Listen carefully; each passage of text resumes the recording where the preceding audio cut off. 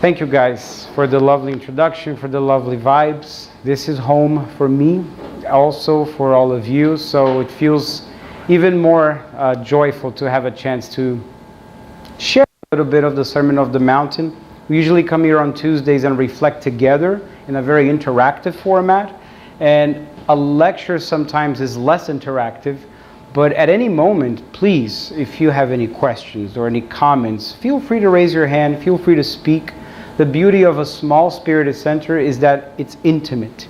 And we love to keep that intimacy by making people feel at ease without any fear to talk, to express themselves. And the topic today is very intimidating because it's a Sermon of the Mountain, right? Who's here familiar with the Sermon of the Mountain? Right? What do you know about it?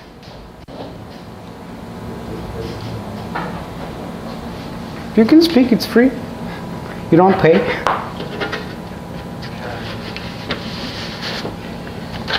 The teachings from Jesus. It's a passage from Jesus, of teachings from Jesus, right?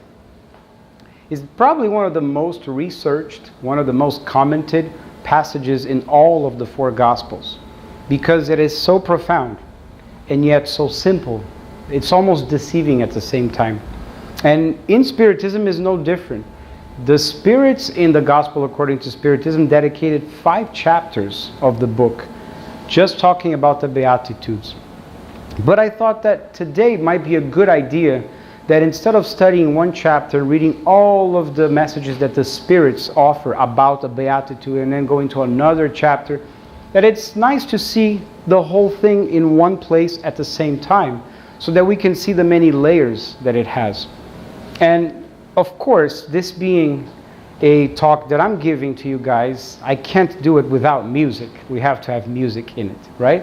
I'm very glad and thankful and grateful for God for having this chance to play the violin. I am far from being a good violin player, and I do appreciate your indulgence in advance, because the idea is here to transmit the feelings. The reason for the music is no other than to translate all the intellectual, rational conversations that we have into feelings. And no other vehicle in the realm of arts is able to carry feelings and emotions so universally, so abstract than music, especially instrumental music that doesn't have any voice or lyrics, right? So we're going to have 2 songs, one in the beginning to frame and prepare the opening for us to reflect on the Sermon of the Mountain. And in the end, we're going to have 2 songs to close. And the idea in the end to close is so that we can lead right into our collective prayers and visualization in the end, which is the moment where we receive that shower of light and a meditation. So in order for us to get started on the Sermon of the Mountain, we're going to recall this very beautiful passage of Jesus, which sets the tone when he says, "Truly I say to you, whoever does not receive the kingdom of God like a child will not enter it." Kingdom of God, kingdom of heaven, similar notions. The context when he said this, do you guys know when? Where in the gospel? So let's transport ourselves with our imagination. Picture the Sea of Galilee. And they're there by the shores, and all of the kids with their mothers are happy and they're playing and they're all excited and they're joyful and they're coming around. And the apostles and the disciples that are accompanying Jesus are very worried that it's chaotic, it's a mess, it's too loud. So they go in front and they block the from coming to Jesus. Almost like, knock it off, stop it. What does Jesus do in that moment? Don't reprehend the little children.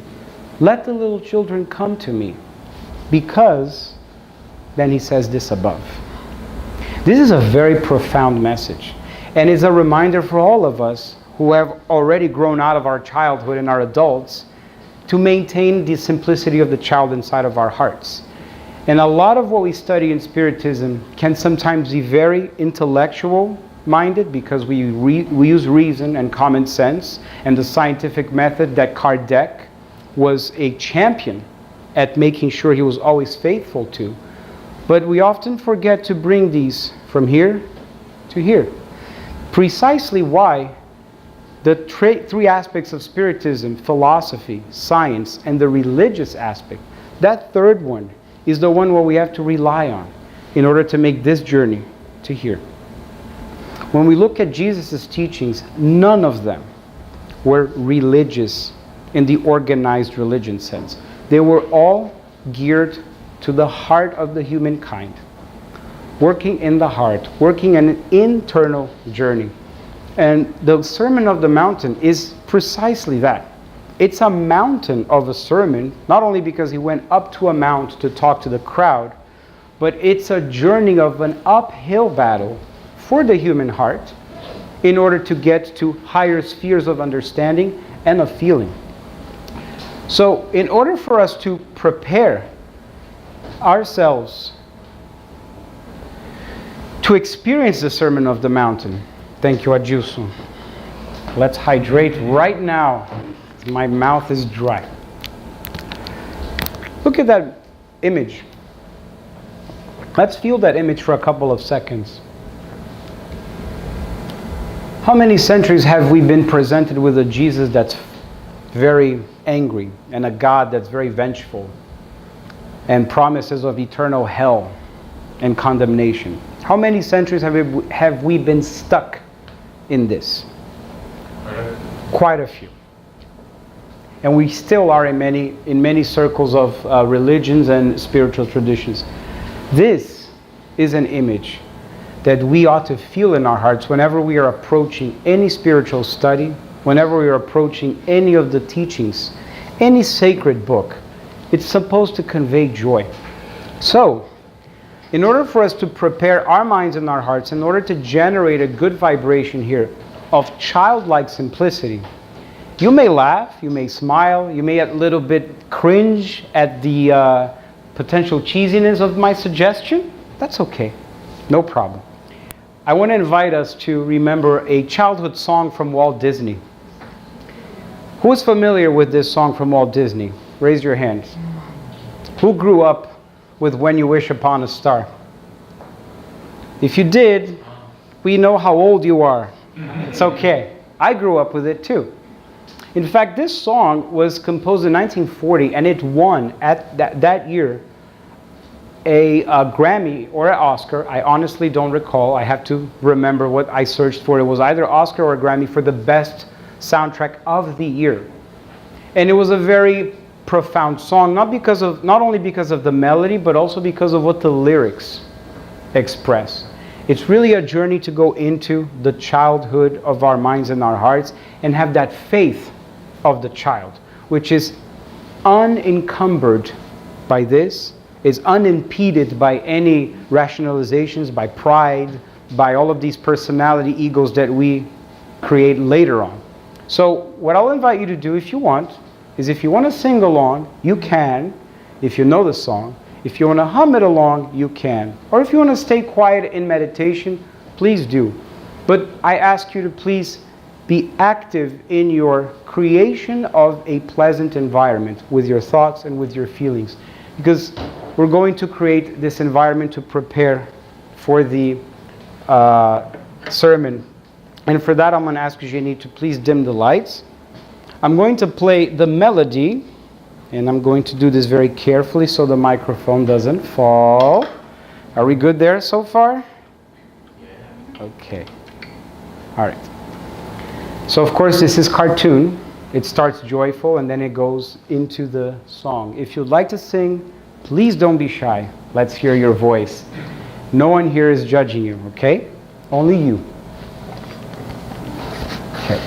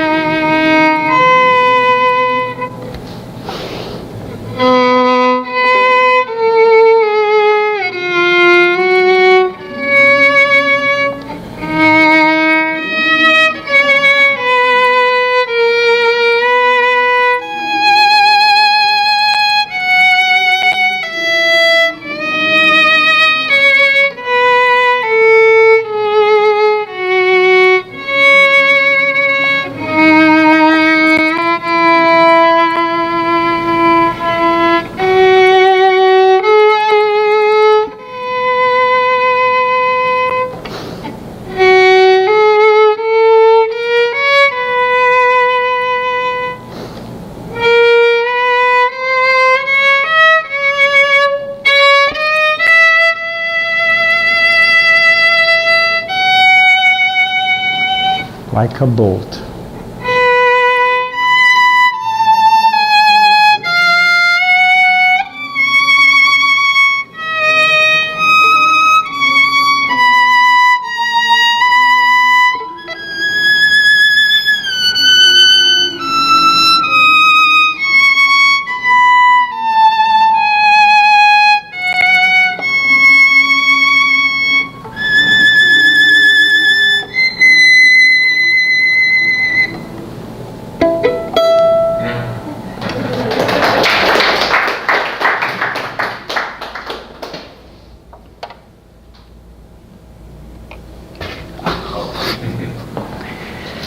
Hopefully we feel more childlike now.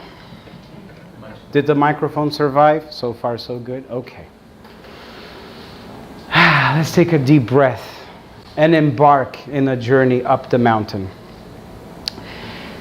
There's a huge crowd, and Jesus goes up in a mountain, physically and also symbolically. And he sits down, opens his mouth, and begins to teach. This is the setup for this passage.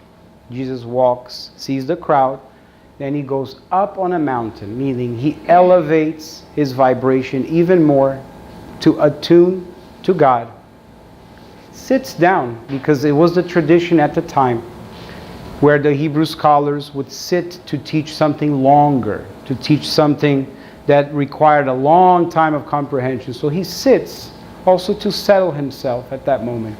Opens his mouth and begins to teach, meaning at that moment it's like he plugs himself directly to God and begins the download through his mouth, so to speak, right? The reflections we're going to read about come primarily from the work of Carlos Torres Pastorino. Who's familiar with this man? You guys know I'm a big fan of his because a lot of my lectures and what I talk about here in the center, I draw from his work. Pastorino did an 8-volume series called The Wisdom of the Gospel. And he spoke Greek, Latin, Hebrew, Coptic. He was for many years a part of the Vatican, and he went to Brazil with a mission to demystify and debunk Spiritism, because Brazil was the most Catholic country in the world at the time. It may still be, in terms of number of people, I'm not sure. But the Catholic Church saw Spiritism as a huge threat, because the largest country on earth that was Catholic was dwindling in the church attendance because Spiritism was growing like wildfire. So he went with that mission. And as he read and as he studied the books of Kardec, he began to get shaken. He was like, wow, this stuff makes a lot of common sense. This cannot be work of the devil, as so many people still attach the word Spiritism to, right? So of course he breaks from the Vatican, and the camel that breaks, the straw that breaks his camel's back, so to speak, was when the Vatican wanted Gandhi to wear a suit when he went to see the Pope. That didn't feel right to Pastorino's mind, and he thought to himself, wait a minute, if Jesus were to come to the Vatican today, dressed in his attires, his tunics, would they make him wear a suit too? That, he said, okay, I'm done. And he just decided to then embrace Spiritism, and he wrote several books, including this one, The Wisdom of the Gospel, which is eight volumes, and it's available online. It's not published, and it's not in English, unfortunately, but you can find it if you Google it. And it's interesting because Gandhi himself said that if all the books of civilization were to be burned, and all we had left was the Sermon of the Mountain, we wouldn't have lost anything. We would be able to start civilization again. That coming from someone who was not Christian, right? Just goes to show us the beauty and the importance of it. Sermon of the Mountain's analysis by Pastorino ties the Our Father prayer as well as the chakras of our body to make a connection, a comparative analysis of how it all ties in different points. So just like we start the climb of a mountain, we have to start from the bottom, right?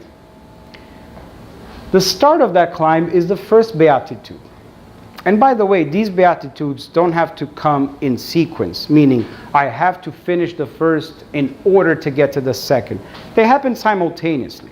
But a general idea of a climb is important for us to keep in mind, because we'll start to notice as we unfold each one that they almost complement each other. They provide support for the previous one, like the floors of a building, so to speak. First one, blessed are the poor in spirit, for theirs is the kingdom of heaven. Remember the kingdom of God, like children, receive that like children. Humility is the first gateway that opens that door. To be humble is what requires for us to begin that symbolic mountain of our spiritual growth, that ascent. Otherwise, we still maintain that horizontal, close to the ground, living daily. In order to begin going up, spiritually speaking, it's crucial for us to begin with humility. And actually, when we had a spiritual treatment earlier today, we were reminded of Paul. And it's amazing because Fernando opened that randomly, and it's exactly the lesson that we were going to talk about here. When Saul, the famous Saul from this book, Paul and Stephen, when he's on his way to Damascus, prepared to kill the recently converted followers of the way, because at the time the term Christian didn't exist, but the followers of the way, he was enraged. He couldn't believe it. He was thirsty in his mind and his heart because he had just sentenced to death Stephen, the first martyr of Christianity, who also ended up being his brother-in-law. Unbeknownst to him, he only realizes that as Stephen is being stoned to death in front of him. So he leaves that scene and starts heading to Damascus on his horse, on his camel. And then he falls from it because he has a vision. And that vision is Christ materialized in front of him saying, Saul, why do you persecute me? And we hear that in such a compassionate way. Saul, why do you persecute me? And he is so bedazzled by that he gets blind for 3 days. And he comes to his senses and goes, oh my God, what am I to do then? How do you want me to go from here?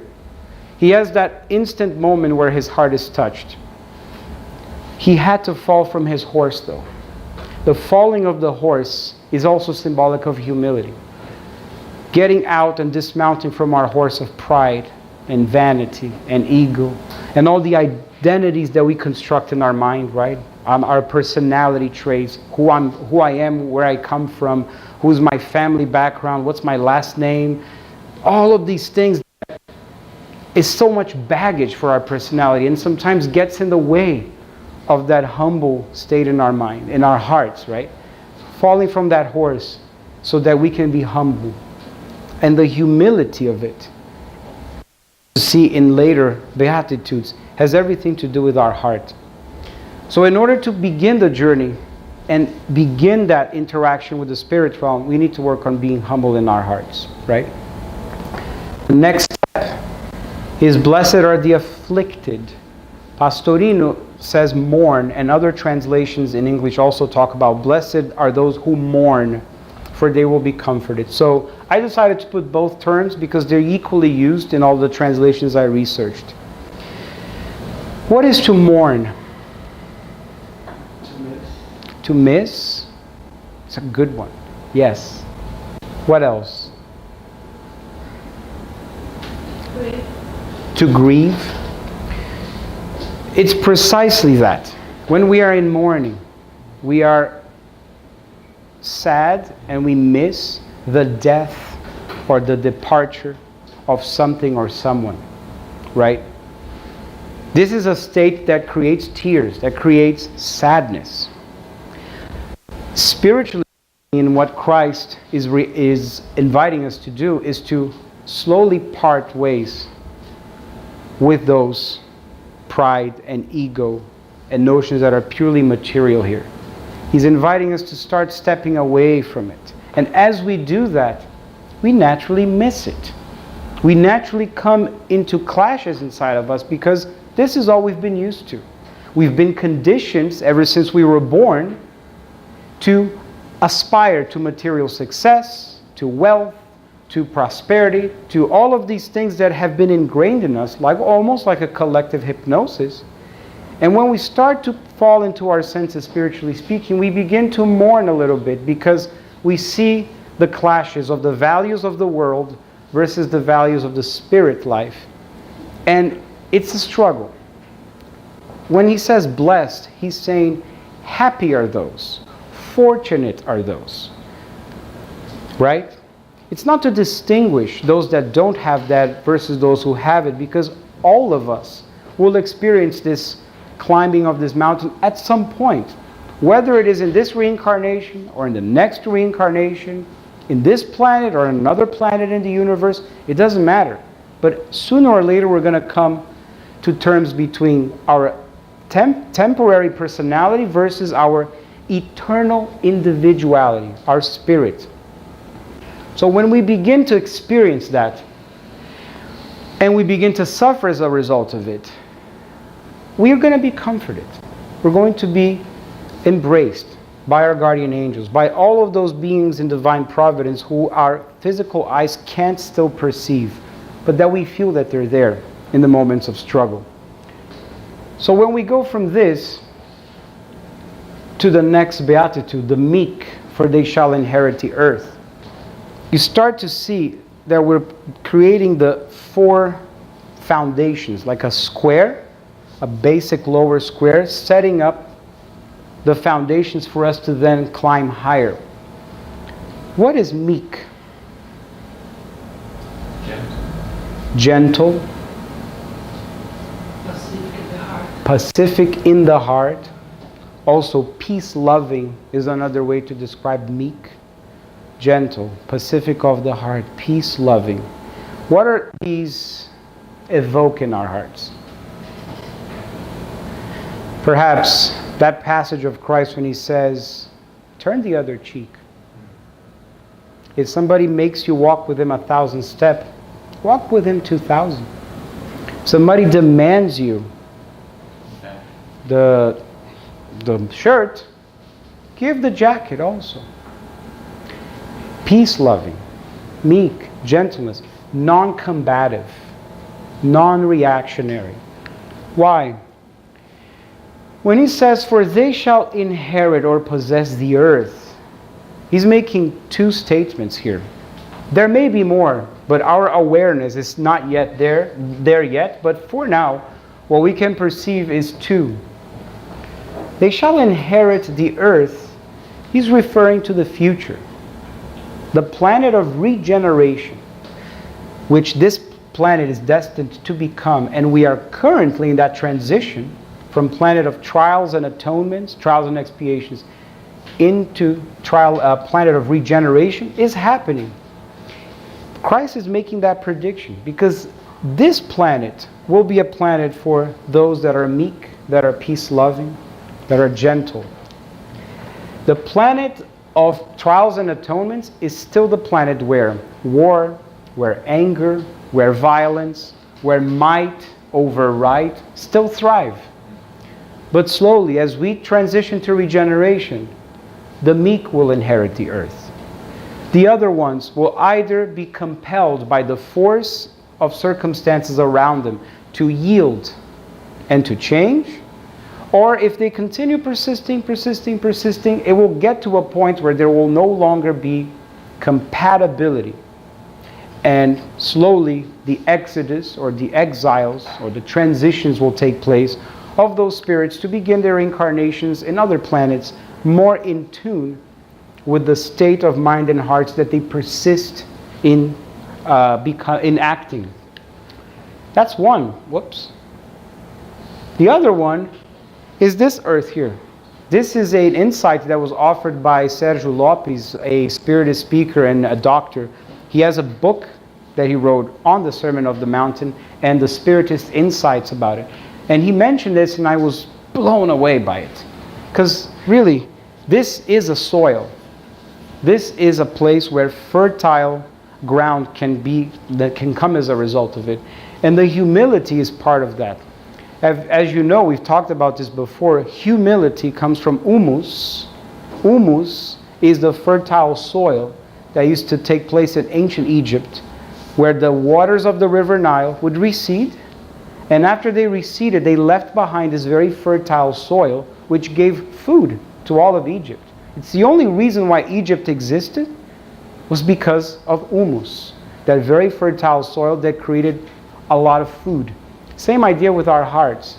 When we are humble, the humus of our heart can be very fertile, can be extremely propitious for growth, for flourish, for blossoming. So when we are in that meek state, peaceful, gentle, we're going to be better instruments of God, better instruments of peace. How can we be good instruments if we are angry, if we get impatient so easily, if we lose our cool, if we're never calm, if anything irritates us, if with a snap of a finger we go from peaceful to enraged? The volcanic eruptions are always happening here. You can't. The spirits will be there guiding, and then suddenly they will lose us. They will lose us. So we'll relapse going in and out. In fact, there's a beautiful lesson in the book, Jesus in the Home. Are you guys familiar with that book? Jesus in the Home? He talks about the 4 tests in one of them, where a very, very devout man in the ancient city is so respected and admired by his people for being very devout that they all ask God for him to go to heaven. And so God says, okay, I'm paraphrasing here, but the gist of it is, God says, okay, we're going to send 4 angels that are the educational angels in order to test this man to see if he's truly ready for heaven. So they send first angel, which is the angel of want. Angel being the trials, the tests. The angel of want. So this man is assaulted by diseases, by family deserting him, by loss of job, by all kinds of tragedies in his life. And he's able to overcome it. He maintains his faith, he maintains his cool, he continues his prayer, and he maintains his reliability. So he passes. Second angel comes, the angel of wealth, money. And he's invested with tons of resources. They say a very abundant table is bestowed upon him. This man is filled with money and wealth. And he uses all that money in order to teach others, in order to educate others, in order to show them a good examples, providing job, while maintaining his own financial stability. He doesn't give it all away. He maintains his financial stability and is able to make his wealth prosper and multiply all around. So he passes. And comes the third angel, angel of power. That's the tough one. And in the passage, Jesus says that is one where almost always people fail. So he's invested with a lot of recognition and authority comes to him. And he goes everywhere where he is admired and respected. He still maintains his faithfulness. He still maintains his connection with the divine source and doesn't let power blind him. He doesn't let his pride blind him. So he passes. And then comes the fourth and last angel. The angel of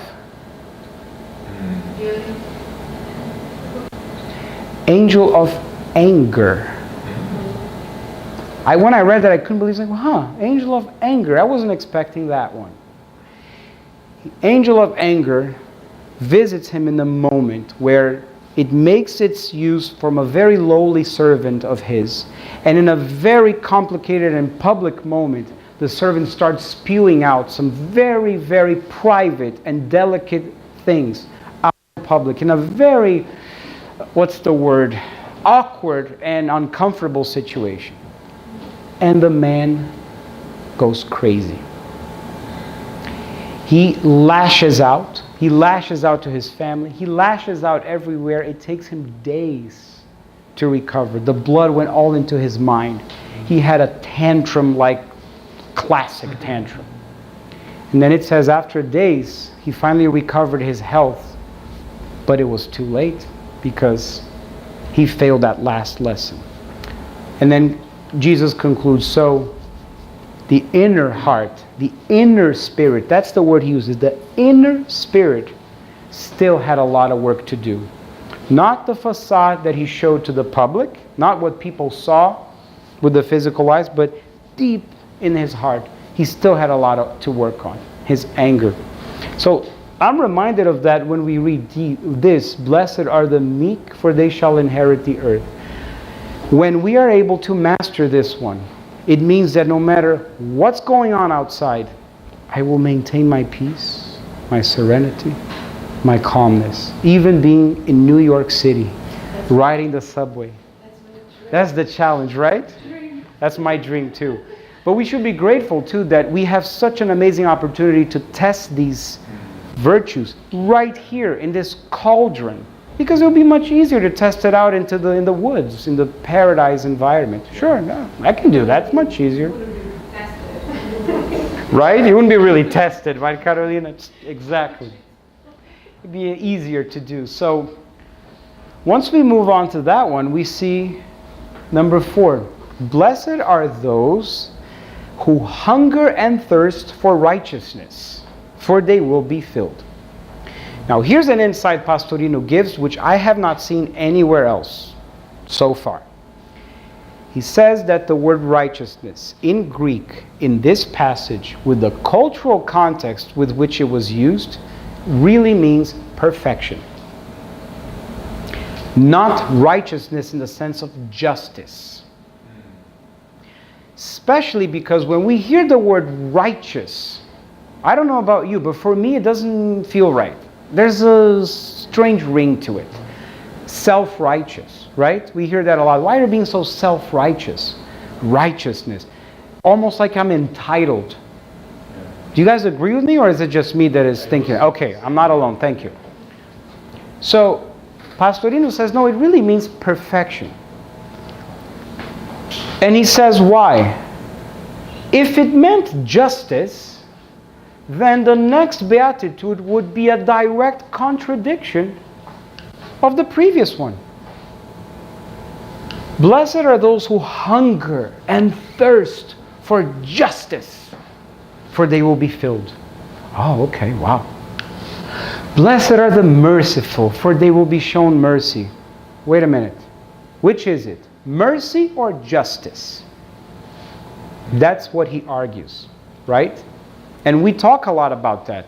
God is infinite love and infinite justice. And whenever we hear the word justice, we still tend to equate with eye for an eye, tooth for a tooth. Action and reaction, karma. As you sow, so shall you reap, right?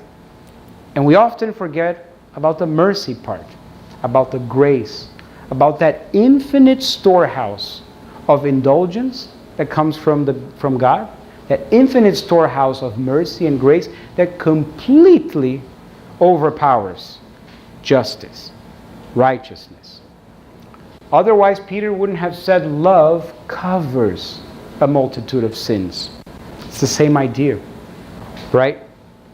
So if we take Pastorino's contribution here and say perfection, then it makes perfect sense.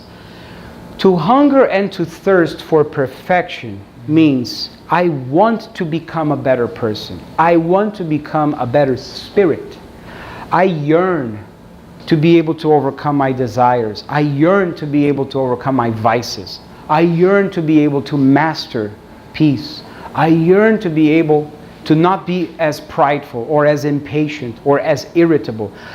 I'm desperately trying to be better as a person because I want to be perfect. We all are destined for perfection. The spirits clearly state that in the Spirit's book. We were created simple and ignorant, that is, without knowledge, and we are destined for perfection, destined for happiness. So far, so good, right? So, we desire that state. Our spirits know it deep down. So when we hunger and thirst for it, it's because we are in an environment, incarnated, that is in opposition to that, is not contributing to that for the most part. So we hunger and we thirst for something else. We want something else. We crave something else. And to use Paul as an example here, when he falls from his horse up there in the poor in spirit, and he asks Christ, what do you want me to do?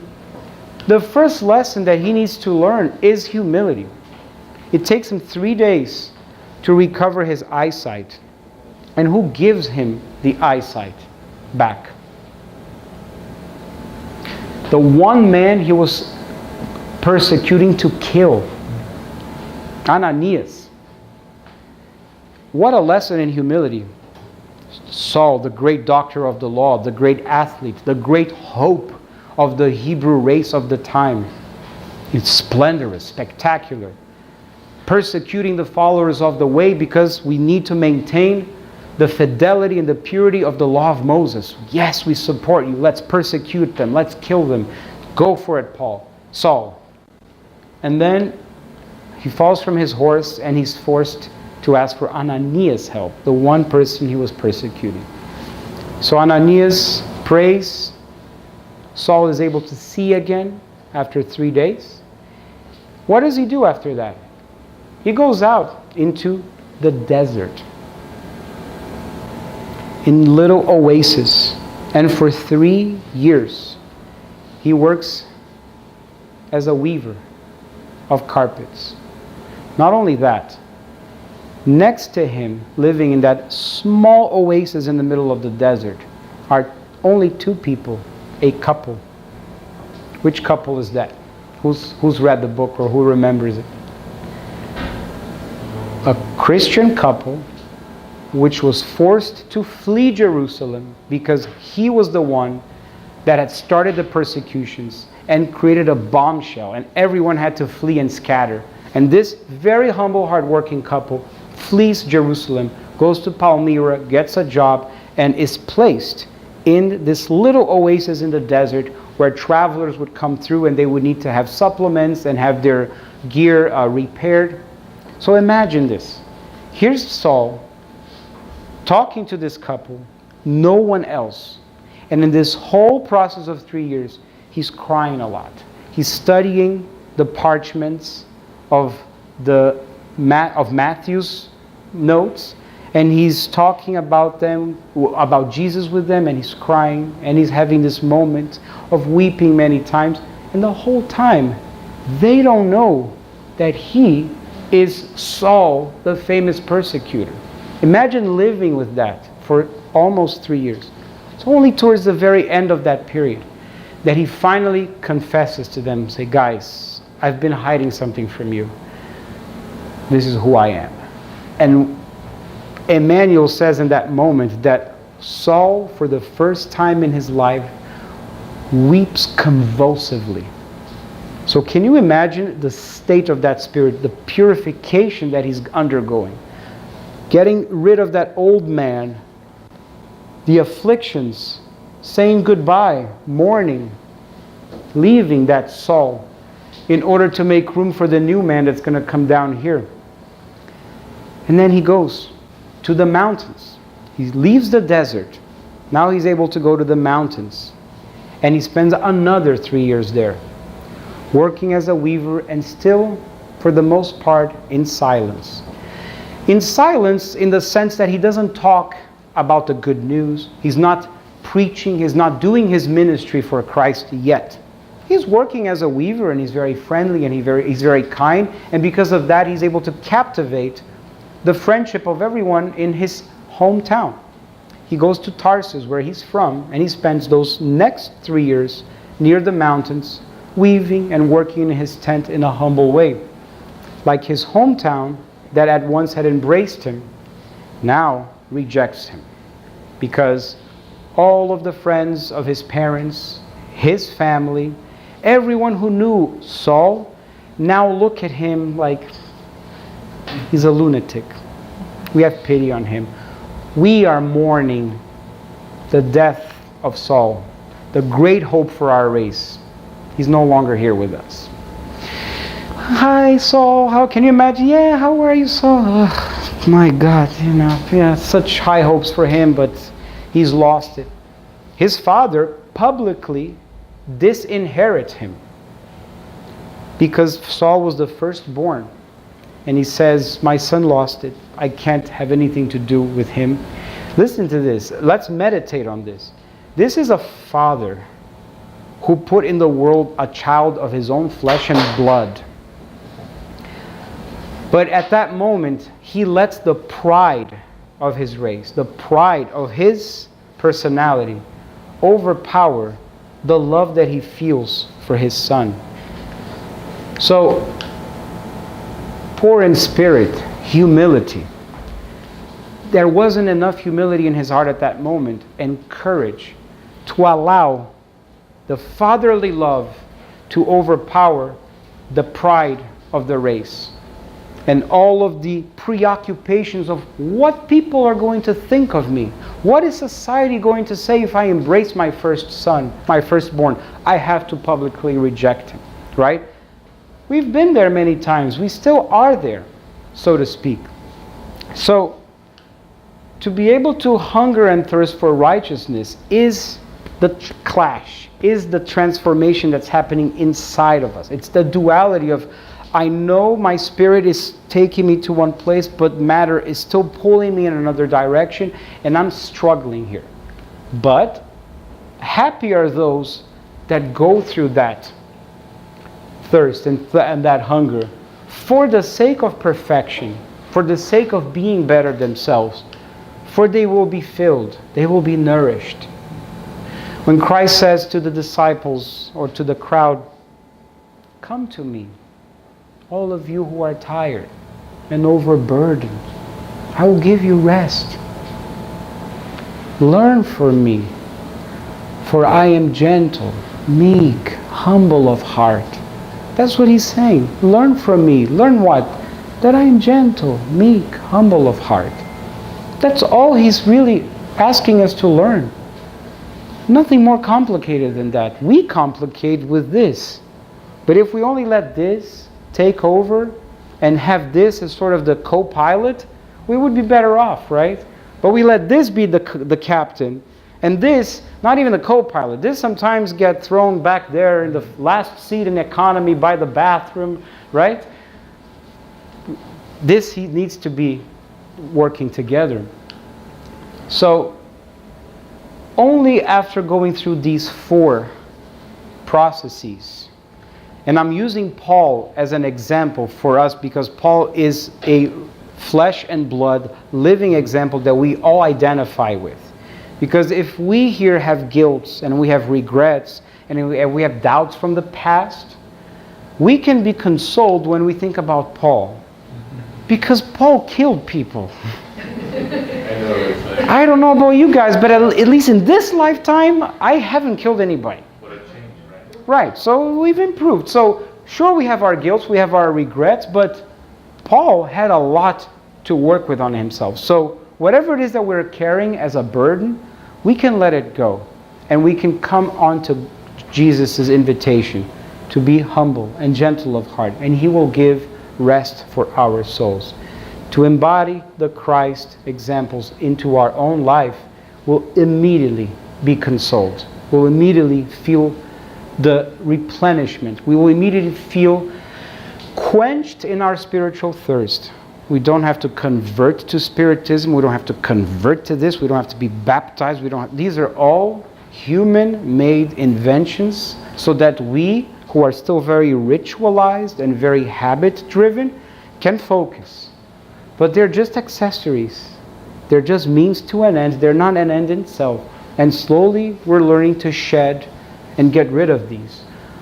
But we still respect those rituals. We still admire all of our brothers and sisters out there who are still in this process, because to throw stones and to judge, we're being no different than anyone else there, right? So to understand that those do have a place, those do have a purpose, but not for everyone. And it will come a point when we're not going to need them anymore. Everyone's so quiet. Is everyone here? In spirit? I know your bodies are here, but is the spirit here too? Okay, it's cool. Some are sleeping, but that's okay. Take a nap, relax. Come back. Check in, check out, no worries. The lecture is being recorded, so thank God for Marcelo and Sergio. It's going to be in YouTube, so if you missed anything, you can check later. If not, no worries. Blessed are the merciful, for they will be shown mercy. Now we're entering into the last leg of the journey, the top 3 Beatitudes. And we begin to see that we start going from the inside, from the inner work, and we start to gradually step to the outside, the external work, with each other, dealing with one another. They will be shown mercy. Remember, we just left hunger and thirst for perfection, for they will be filled. A complement to that is extending that grace, extending that indulgence, extending that understanding. To extend all of that to others, we will be shown that ourselves. See how it builds in a very logical way? Blessed are the pure, clean of heart, for they will see God.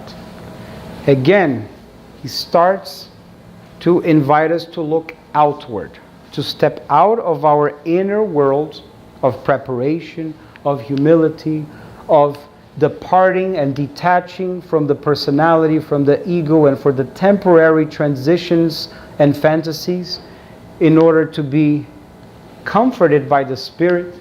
We begin to assimilate, to be peace-loving and meek and gentle and humble of heart, no matter what, so that we can possess emotional self-control, not let anything take our emotional self-control. We maintain that peace so we can possess it, possess that soil. We are happy when we go through that good struggle. Paul calls it fighting the good fight. This has become a very catchy idiomatic expression. Fight the good fight. That's fighting the good fight. Blessed are the merciful, for they will be shown mercy. Now we start to extend that out. We start to see God in everything and everyone when we cleanse, when we purify our heart.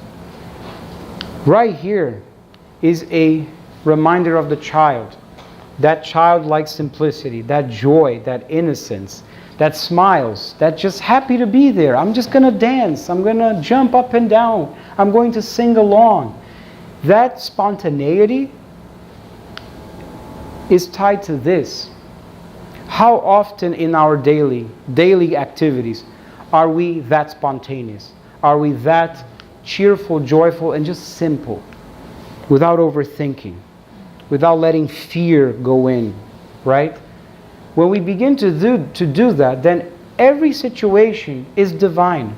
We see it as perfect. We see it as holy, as sacred. There's no longer a clash of intellect, of rationalizing it, of questioning it. Is it right? Is it wrong? Is it a sin? Is it a virtue? Is it evil? Is it good? This begins to disappear. We see God in nature, in everyone, in everything. Pure of heart, for they will see God. So beautiful.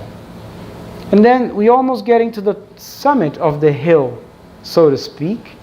Blessed are the peacemakers, for they will be called children of God. Blessed are the meek and peace-loving, for they shall inherit the earth. So when I've been able to achieve meek and peace-loving in my heart, I've attained that emotional self-control and serenity that just stays there. No matter what's happening around me, great. The inner work is robust. The inner work is really, really good. Now, to extend that and be able to awaken peace in others just by my presence is the type of work that we see in people like Chico, in people like Gandhi, in people like Mother Teresa. A person walks into the room and you look at the person and go, he brings me peace. He brings me calm. And we're not just referring to saints. I know people in my life whose names I'm not going to mention because this is being recorded. And they don't know that. But I admire them. They're hard-working businessmen who are able to maintain, to the best of my knowledge, because we've been working together for many, many years, and have gone through terrible challenges, great victories, and very tough situations.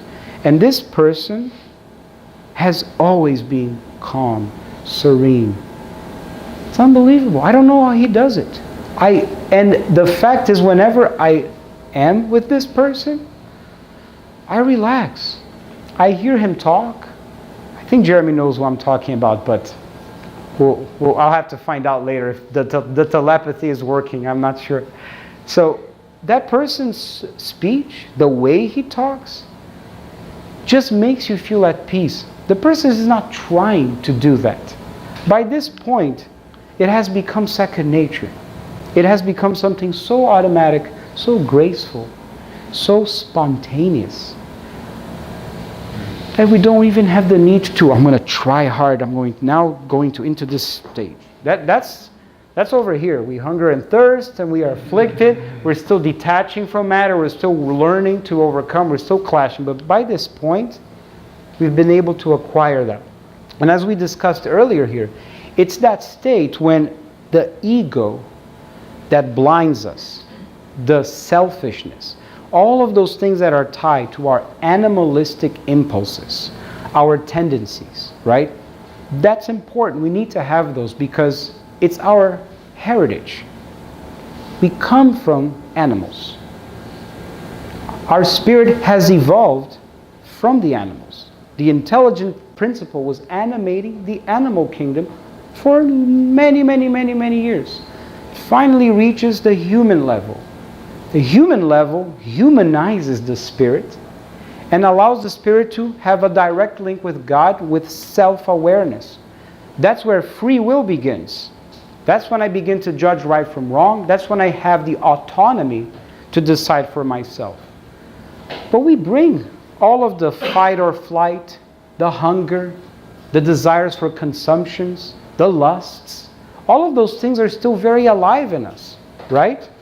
So it's natural that we have them. And it's important that they function in a useful way for us. But it's a whole other thing when we let those things drive us instead of us driving it. Just like the horse. A horse that's very well behaved, and we are there on top of it, very lucid, very aware, guiding the horse. As opposed to a wild beast, running wild, running loose. It's like the comparison of the wolf and the dog, right? Same pretty creature.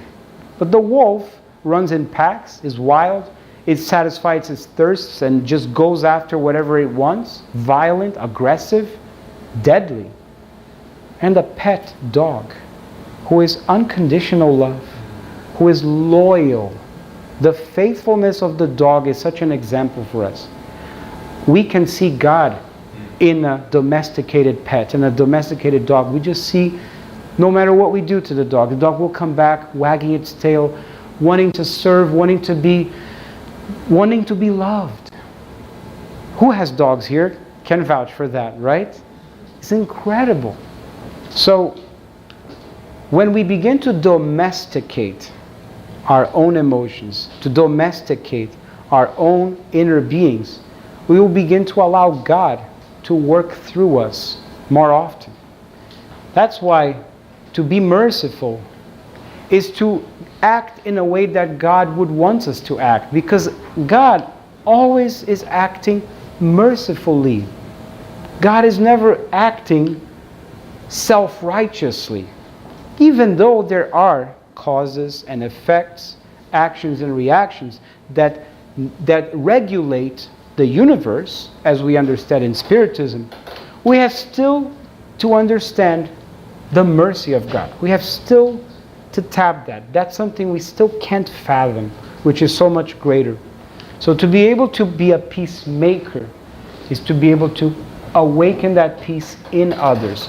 just by our sheer presence, just by letting the Christ-like impulses work through us freely, abundantly. The other two, according to Pastorino, he says they are outside the series. Because he says, blessed are those who are persecuted because of righteousness or perfection, for theirs is the kingdom of heaven. He's saying that the last two are merely consequences, external consequences of what happens when we're acting and we are being the 7 previous ones. And the last one, blessed are you when others insult you and persecute you and falsely say all kinds of evil against you because of me. And then he continues, because they did in the same way they did that to all of the prophets that came before you. So, for us to understand that in the planet of trials and atonements that we live in, we won't be understood every time when we're acting in the way that Jesus is recommending in the Sermon on the Mount. We may even be attacked verbally, spiritually, energetically. We may be slandered.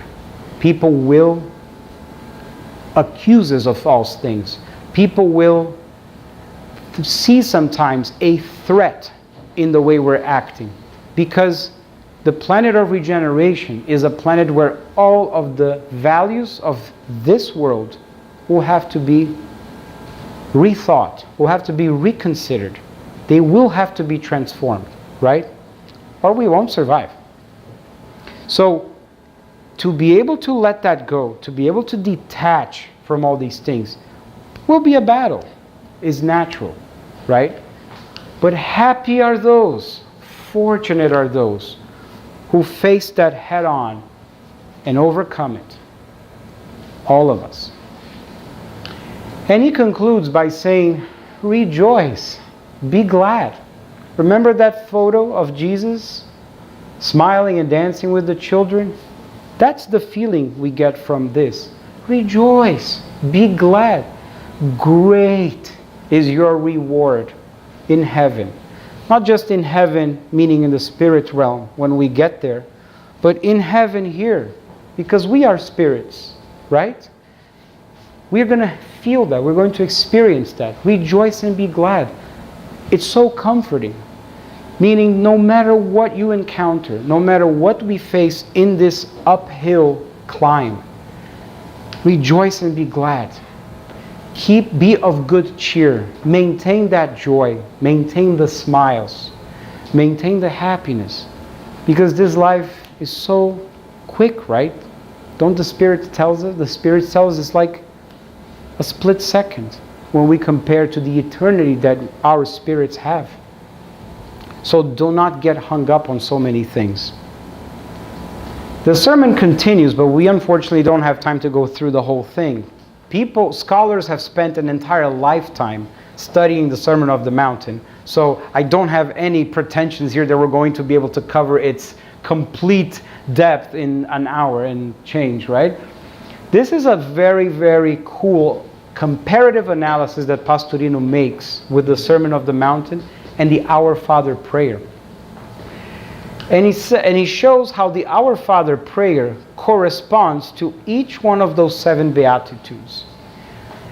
It starts from the bottom up. It's inverted. So the first one, poor in spirit, for theirs is the kingdom of heaven, is the end of the Our Father prayer. Deliver us from evil. And there are many, many scholars and many traditions that have equated the 7 Beatitudes, or pardon me, not the 7 Beatitudes, but the Our Father prayer, to the 7 chakras, to the 7 centers of force. It's very interesting. So, deliver us from evil, being poor in spirit, for theirs is the kingdom of heaven. What is evil in our modern understanding through Spiritism? Is there such a thing as pure evil? Please say no. No. Right? There is anything that is in opposition to our spiritual interests. That can be considered evil. So anything that is the adversary of our spirit can be considered, quote unquote, evil. With that understanding, we begin to realize that anything material in nature, if we are attached to it, can be an adversary or goes against the best interests of our spirit. So far, so good? Please let me know if you disagree, if that doesn't make sense. Right? So to say deliver us from that evil is, may we be detached from all the material desires and tendencies that exert a pull, and may animalize our spirit instead of the opposite, instead of us being able to spiritualize matter around us. That's the request, and that's tied to the basic chakra, which is still the chakra connected to earth, connected to all of the basic instincts regarding ego that you mentioned. Let us not fall into temptation. Blessed are those that mourn, that are afflicted, for they will be comforted, consoled. Realizing the things that still tempt our hearts. They're realizing the things that we are still weak for, right? Some people have overcome many temptations. They are no longer temptations then. Right? A temptation is only something that stirs something in you, stirs something in us in a way that rattles us, that makes us want to go back to the animal, makes us want to be attached to matter. We've overcome many of those already, and each spirit has a set of things they've been able to overcome and a set that they're still working on, each one of us. So let us not fall into the ones that still pull us, that still attract us, that still tempt us. Christ very wisely there doesn't say, let us not face any temptation. Because that would be la la land, right? We're not here on vacation. We're here to work on this planet, on this incarnation. So let us not fall. We're going to face them. We're going to come across them. But the prayer is, may I not fall into it. Exactly connecting with this beatitude. Forgive us our trespasses as we forgive those who trespass against us. Blessed are the meek and the peace-loving, for they will possess the earth. Pastorino says that this prayer of the Our Father prayer, when it comes to forgive, he offers an interpretation that it almost means disconnect. May I disconnect others as much as those disconnect me from them. Disconnect expresses a profound truth, because when we are hating somebody, when we are still in anger, resentful, we haven't forgiven completely, the spirits and the clairvoyants describe there are threads, like fiber optic cables, so to speak, that are connecting us with the object of our hate, with the person that we don't like, that we haven't forgiven yet. So to ask, disconnect us from those that we have trespassed against, as we would like to disconnect those who did the same to us. Forgiving. That's what that means.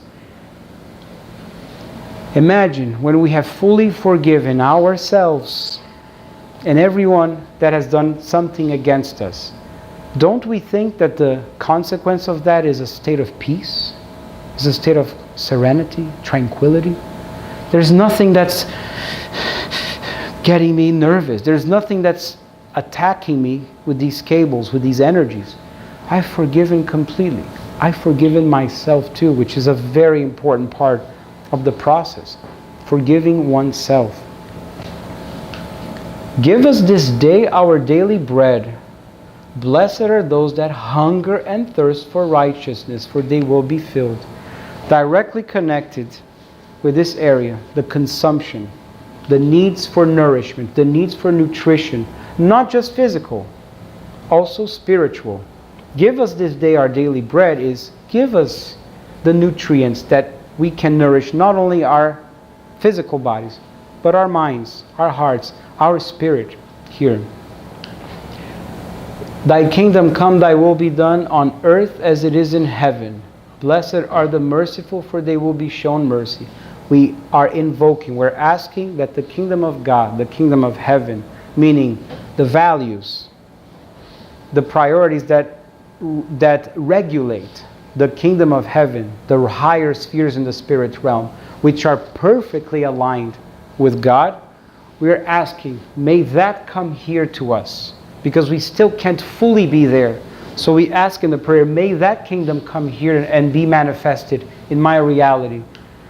May your will be done on earth the way it is over there. Meaning, let me act mercifully to others so that I can see the same coming back to me in every circumstance. May I be able to be extending that to others. Mercy has everything to do with indulgence, with forgiveness, right? Hallowed be thy name, meaning sanctified, purified, sacred, holy, sublime. Connected with this chakra of speaking, the verb that creates and also destroys, right? How powerful that is. Blessed are the pure in heart, for they will see God. Sometimes they don't exactly align, but you guys get the idea. They will be, blessed are the pure in heart, for they will see God. And then the last one, our Father, who art in heaven. Christ, when He recommends us to do that prayer, He instructs this prayer right after He says, rejoice and be glad, that we heard in the Sermon of the Mountain. He says, you are the light of the world. You are the salt of the earth. When you pray to your Father who is in heaven, go to a solitary place. Go to a quiet place. Go into your room, He says. And when you have locked the door, then pray. So He's recommending us to go in isolation, to be at peace with ourselves, disconnecting from everything around us, so that we can really address the Father. But He doesn't start the prayer saying, my Father. It's still ours. And the entire prayer is done in the hour. Forgive us our trespasses. Give us this day. Because it's a reminder for us not to flee the battle, not to isolate ourselves from the interaction with our brothers and sisters, for us to maintain ourselves firmly in community, in communion with each other. Blessed are then the peacemakers, for they will be called children of God. Can we be in communion? Can we, as Jack Nicholson says, can't we all just get along? Right? I don't know. But it's famous, a famous line, right? Can we be fully in community and be able to extend that peace and awaken that peace in others?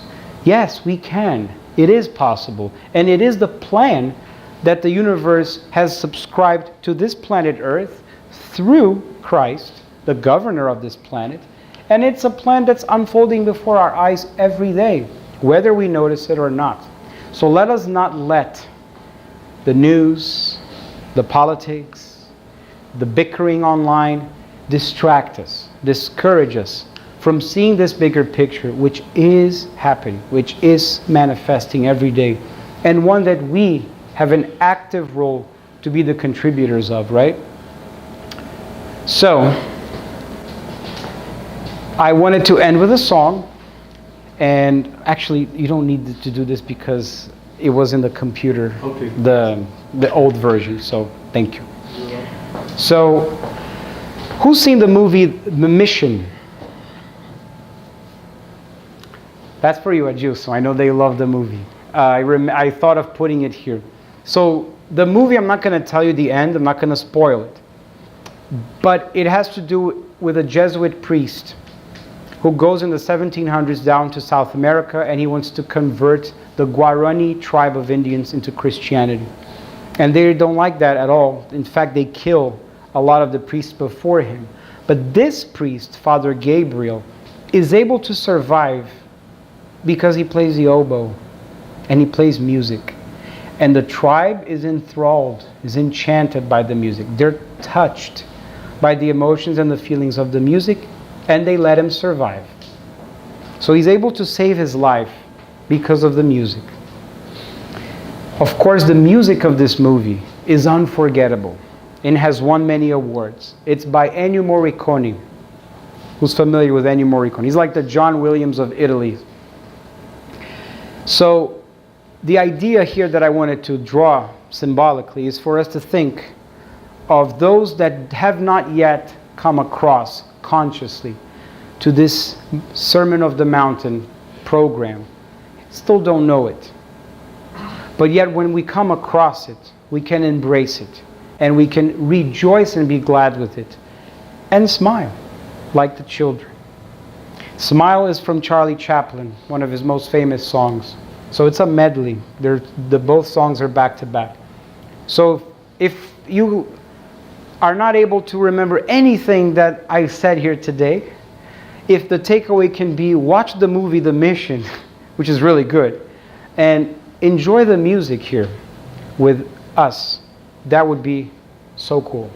So I'm going to ask Jenny to dim the lights, and after the music I'm going to ask Adilson to just take us to the final prayer, and then we can have the visualization of the passes, and then we'll have some, yes please, questions.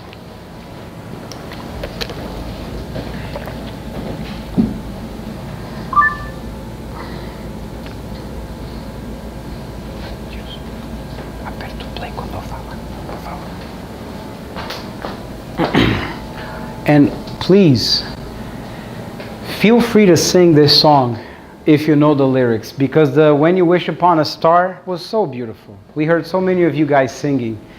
If we're in the dark, don't be shy. No one's looking, no one's judging. Yeah?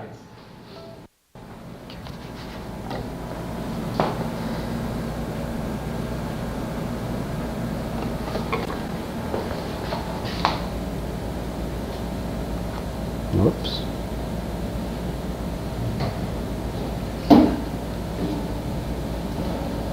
Yeah, it's working. Yeah. Hold on.